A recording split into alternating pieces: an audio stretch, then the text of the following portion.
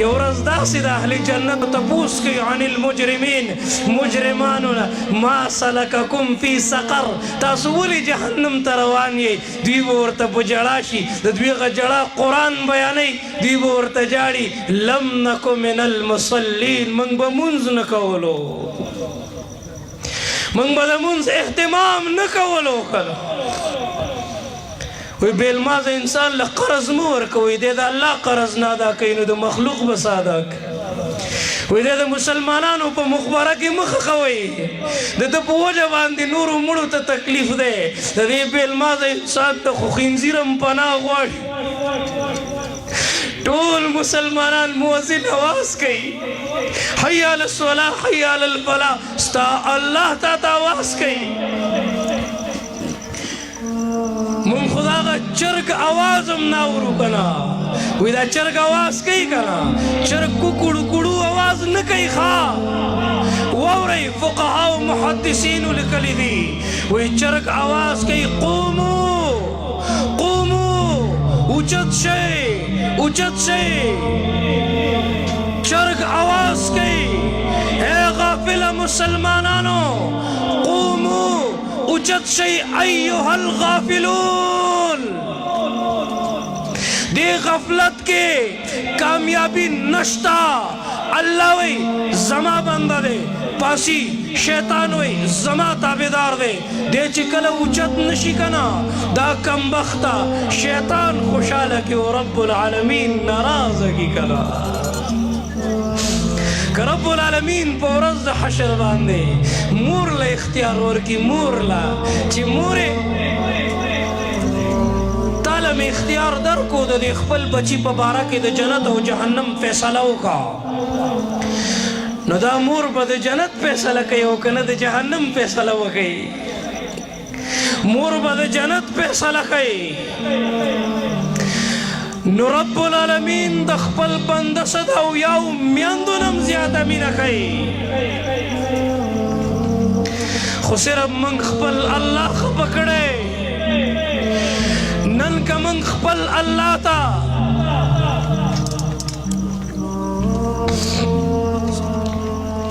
خپل الله ته متوجه شو دا الله په ذات مې د قسمی دا موجوده حالات دا کم تکلیفونه دا کم معاشی بحران چې په موږ باندې پروت دی دا به الله تعالی د عزت خزانې چا سره دي جواب راکوي چا سره دي د ځمکې او د اسمانونو د خزانو مالک څوک دی د دې ټول کائنات بادشاه واکدار او اختیارمند څوک دی من خپل الله خفه کړی عن عقبه بن عامر رضی الله تعالی عنه لقیت رسول الله فقلت یا رسول الله وی زما ملاقات شو د الله د نبی سره ما ویل یا رسول الله من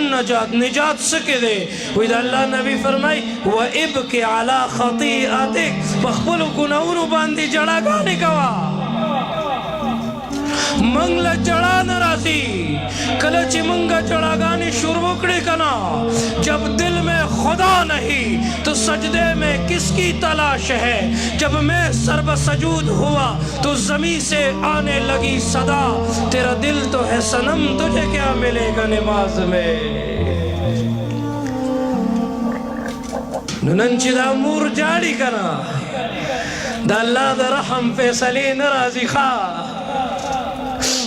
دا پلار چې د پردي دکان مخې ته ناست دی او غمجن دی ولې ناست دی بچی موبایل کې مصروفه دی دوستانو سره مصروفه دی نو هغه سره ټیم نشته چې د مشر سپینګیري سره کینی او دنه یو څو پوښتنې وکړي او دی مشغول کي نو دی غمجن دی دا مور ابۍ غریبه پریشانه ده کم بچي ته ووایم چې دوایانې مې ختمې شوي دي ماله زما دوایانې راوړه آ غریب غمجن دا سوچ کې دا کم بچی ته ووایم اسې نه ښځه خبر شي بیا ښځه هغه بچی ته لګیا ده موږ په دې خپلو غوږونو باندې اورو هغه ښځه لګیا ده څوک یادوي خبرې هغه مور یادوي چې دا بچی په دومره تکلیفونو باندې دومره سختو باندې دومره دردونو باندې رالوی که او هغه بچی رالوی که ظلمی شو واده یې ورله وکړه نن دا کمبخته او دا بدبخته دغې زوی ته وایي که نه چې زما ستا د دې مور سره وخت نه تېرېږي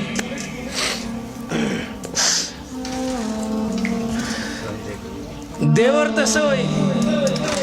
دی ورته په جواب کې وایي